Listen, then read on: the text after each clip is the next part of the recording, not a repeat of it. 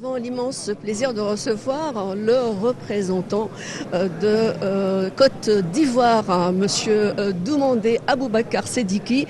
Vous êtes chef du cabinet du président du Conseil constitutionnel de Côte d'Ivoire. Bienvenue dans votre deuxième pays.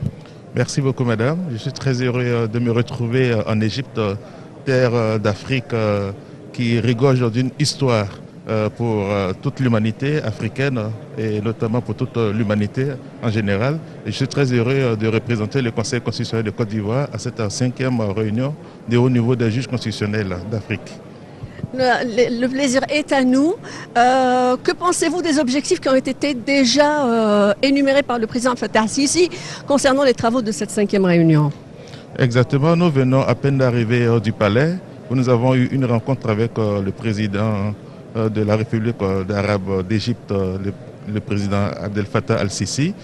Il a décliné les différents objectifs de cette 5e réunion de haut niveau qui portent notamment sur la lutte contre le terrorisme, la lutte contre la Covid-19, l'économie verte qui constitue des enjeux majeurs aujourd'hui pour toute l'humanité et en particulier pour l'Afrique.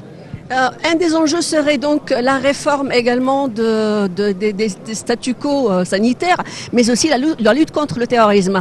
Comment l'envisage-t-elle la Côte d'Ivoire?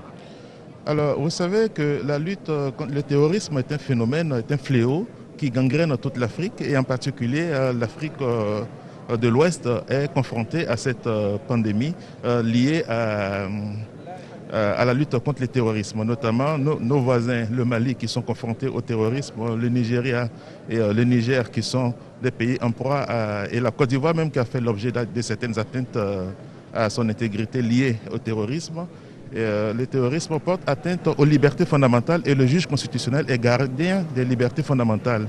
Et à ce titre, cela transforme toute l'énergie, en tout cas, que le juge constitutionnel doit apporter en termes de protection des libertés fondamentales. Des réponses constitutionnelles nouvelles que rapporte peut-être la Côte d'Ivoire pour résoudre les questions qui concernent la numérisation, la justice électronique?